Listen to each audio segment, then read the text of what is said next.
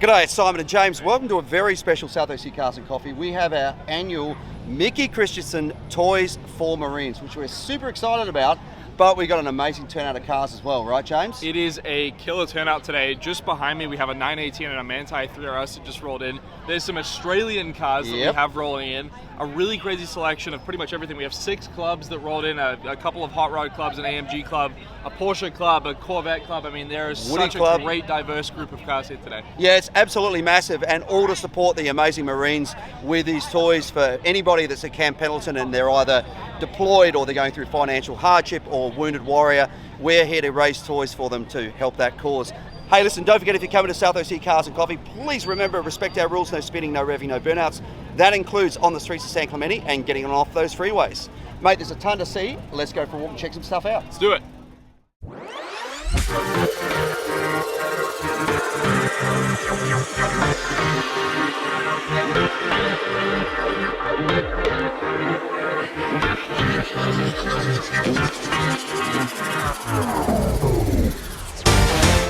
We have two of what many people would consider the kind of holy grail Porsches of the modern generation. First of all, beautiful 918 Spider. This car belongs to a gentleman named Mark who's been here a handful of times. He really drives this car. I believe it has 30,000 miles on it. It is properly enjoyed. Love the spec on it, all blacked out.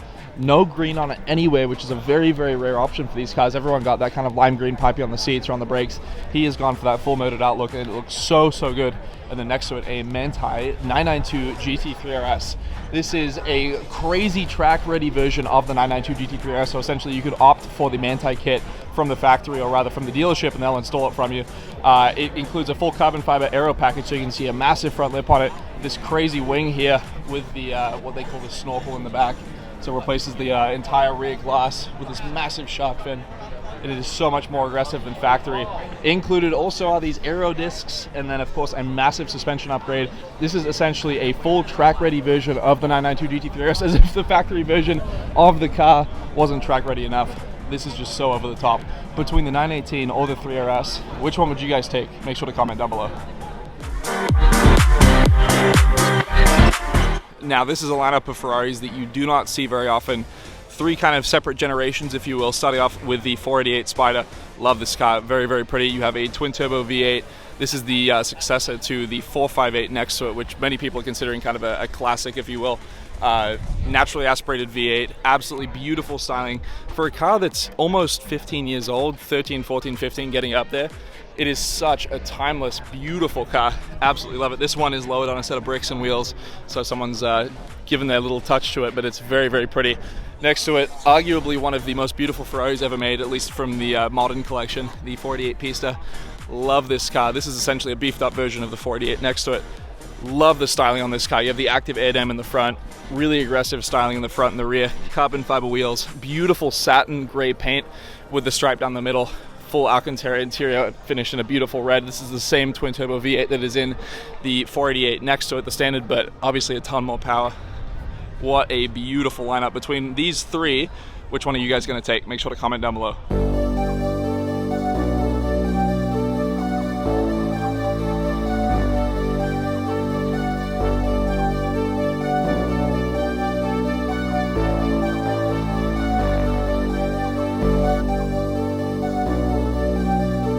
All right, this thing has just rolled in. James and I are in our happy place as Aussies. This is a Holden LC GTR TORANA. Now, originally this thing would have come out with a 6-cylinder with a single barrel Stromberg, but that is a little different underneath there. That thing is running an LS with a couple of turbos, and I'm told that it's around about 1600 horsepower. But I mean, look at the paintwork on this thing, absolutely beautiful. Big Woolwood brakes there. Of course, right-hand drive, because that's the way we are in Australia. Not much original in there. The center console instrumentation, got paddle shifters back there.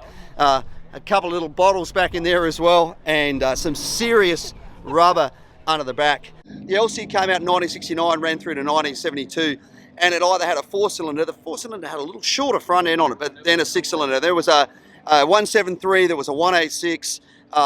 This was the car that you wanted, a sort of medium-sized performance car in Australia. The GTR is what you wanted, but they did a 4-door version and a more sedate version as well. In fact, the LJ XU1's pulling massive dollars these days, you know, a couple of $100,000 for a genuine XU1 GTR XU1. This car to me is absolutely perfect. It's just such a little car as well. Aussie designed. Let's go over and have a look at the two other Aussie cars we got here. So this one over here is close to my heart because my first car was actually, well, I had a Mini as my first car, but we don't talk about that. Been through therapy, I'm over that. This is a 1977 LX Torana hatchback. This was the performance car for Australia. This is the car that our guys raced at the Bathurst race. Now, once again, they did a four-door version, which is what I had. They did the hatchback version in this as well. There was even something called the hutch, which was a tent that you could run out the back of the hatch. And I remember when this car was launched, seeing it at my local Holden dealership, thinking it was the coolest looking thing. So once again, you could get a 4-cylinder version, which is actually called a Sunbird. But then there was also the 6-cylinder versions, which is what mine came out as originally, but I changed that to a V8, and then the V8 version. So there was a small engine like a 173, there was a 202, then there was the 4.2 litre 253 V8, and then the 308 V8. The real performance one was called a L34 A9X. And that thing had different rockers, different push rods, different water pump, different oil pump. I used a lot of those internals when I built the V8 for my car. It was a 308 cubic inch, so 5 litre V8, and back with an Aussie 4-speed behind it. And that's what our guys would go off and race, L34 A9X. Those are worth big money these days. Now the other thing, the difference with the A9X was they actually had a 14-inch wheel instead of a 13-inch wheel, and they used the later model HQ stud pattern on the wheels instead of the earlier HKTG stud pattern. So you couldn't swap the wheels from one to the other. That's because they had a different rear end in the back end from the other Toranas. When I look at this, it's like being back in my very first car.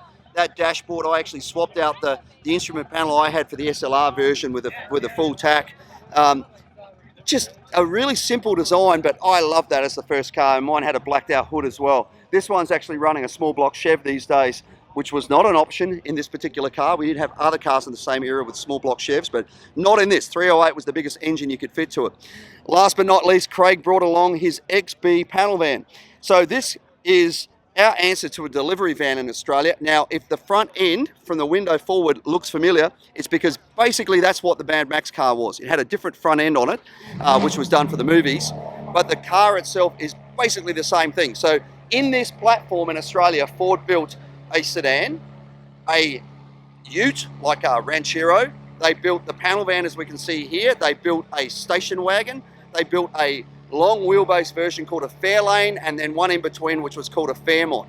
So if you were a tradesperson in Australia, this is what you would use to cart around your tools. Or if you were somebody that wanted to go surfing, this was something that you also bought. Panel vans had a huge following in Australia.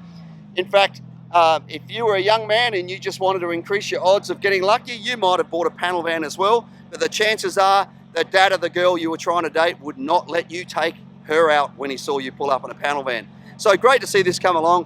One of my best friends, Derek, had one of these, and I did more than a few miles sitting behind the driver's seat and also the passenger seat in one of these as well. So great to have 3 classic Aussie cars along here. The XB panel van, the LX Torana, and then over here, the LC GTR 1600 horsepower, absolute animal.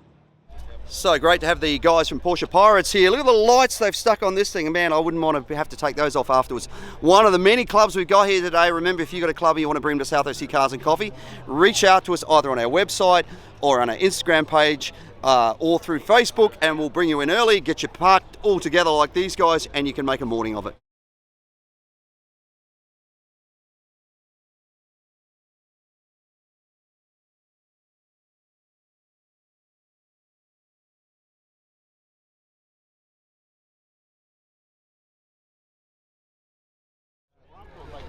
Now this is not something we see very often. This is, I believe, a Volga. And from where? From Soviet Union. From the Soviet Union. And what year is this car? It's 73. 73, look at this. Isn't it amazing? You look at different cars from different countries. The styling of this for 73 is, you know, what you would have seen in Western countries maybe in the mid-60s. It looks a lot like a Holden HR at the back of this thing. But great to see nonetheless. I love seeing cars we haven't seen before. Hey, thank you for bringing this out. Really good.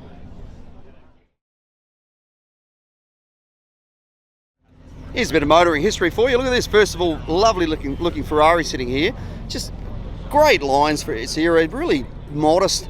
Next to it, BMW V12. These things, when this thing came out, they were just such a special car. A, because of that V12, but also because of the styling.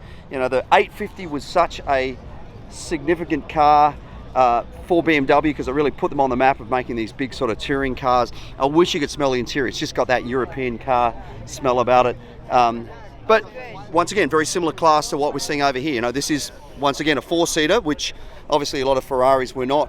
But just something that if you wanted a 4-seater, you wanted a Ferrari, the 412 was an option.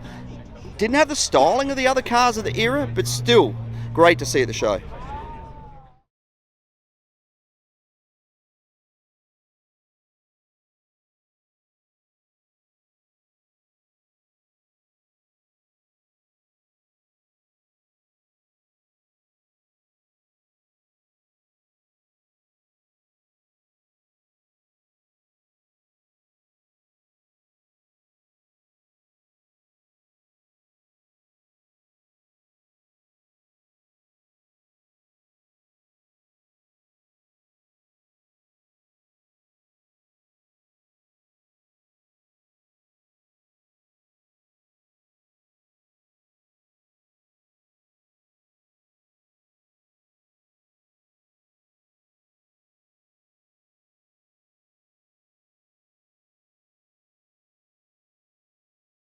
Now here's a magnificent piece of American metal from 1963. This is a Chrysler Imperial. Have a look at the interesting thing about this. Look how most cars of this era had fins at the back. In fact, they were starting to disappear if you looked at things like the Lincoln Continental. This kind of has fins at the front with bucket style headlights in here like you'd see on an old classic hot rod, which is kind of unique design.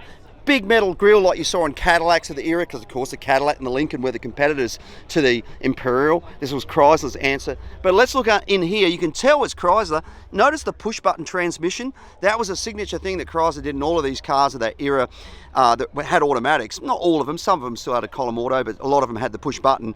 But interestingly, if you go and get yourself a modern Tahoe, for example, you'll find that they've gone to a push-button transmission not dissimilar to that. So what was old is now new again. These massive hubcaps on this thing, and then the fins on the back, that's that Chrysler-style tail light. Reminds me a bit of the Australian AP5 Valiant. But great to see these big, classic cars like this that, man, can you imagine how special you would have been the day you drove this off the showroom floor? How could I know it would be goodbye, my love? When did the close of forever come, my love? Couple of great old classics here. Look at this one, got the Moonies on it. Classic old Ford. You can imagine this thing running moonshine, can't you? Junior Johnson's garage in North Carolina. Great looking old car. Of course, this is where NASCAR first started. But if we come over this way, just sneak over here through the crowd through here. Have a look at this Survivor that's over here. Look at this thing from Hot Rods Unlimited. Very cool, right? Not something you see every day. Just the patina on it is through the roof. A couple of wall wounds on it, but just great to see. It doesn't look like the original steering column in that, so somebody's obviously done a bit of resto stuff on that. So great to see these classics at the show.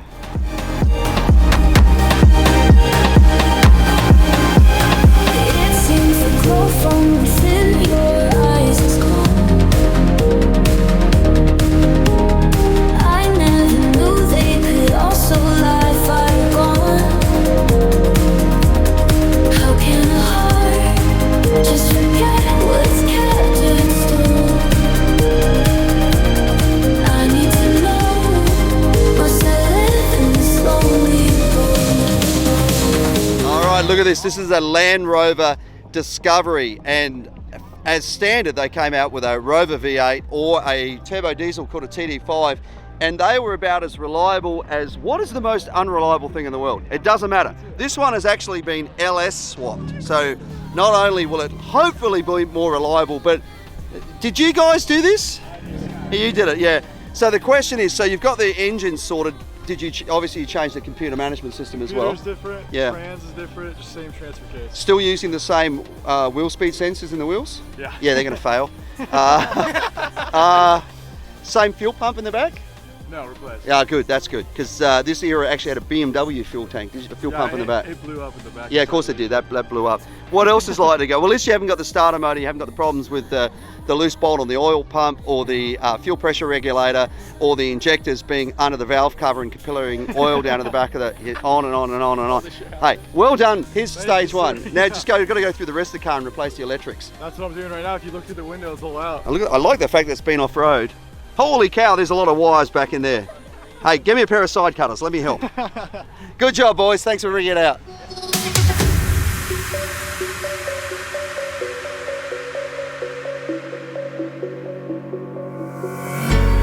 When the lights go down, I've seen hell in you, but you don't care, no, you don't care, no. You just rather watch me fall from a quarter mile. I can see you at the call.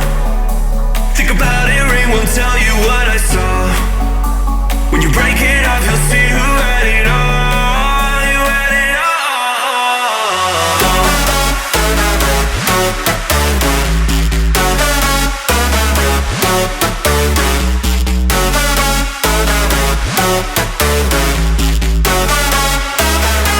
You said you wanted to fall into oblivion. Forget about the world we're living in. Fall into oblivion, oblivion, oblivion. Oh, go in. We mentioned at the opening that this is our annual Mickey Christensen Toys for Marines toy drive. Now, we've been doing this since we started South AUSSIE Cars and Coffee back in 2017. We were approached by the SoCal Woody Club. Mickey was a member of that, Marine veteran, and wanted to start this event with us. They've been running it for years, and we are so thrilled to be able to do this toy drive for the Marines. So basically what happens, these toys are collected. As you can see, we have Marines here from Camp Pendleton. They will go into Camp Pendleton, be dispersed amongst kids whose parents are either deployed, wounded warrior, just going through financial hardship. So we can actually make a difference to these kids who may have been going through a difficult Christmas without this. For us, we have a very close attachment to the Marine Corps. So many of our volunteers are Marines or Marine veterans. So this, for us, is just a privilege to be able to give back, not only for what they do for us here at South AUSSIE Cars and Coffee, but the sacrifices they make for this country. Absolutely incredible. So thank you to everyone who came along and gave these toys. Thank you to the SoCal Woody Club who actually organised all of this as well. And then the other supporting clubs, the Just Have Fun, the Hot Rods Unlimited, the Porsche Pirates, the AMG SoCal Lounge, and also PCC, so the Pacific Coast Corvette Club. So glad to have those guys along supporting this event.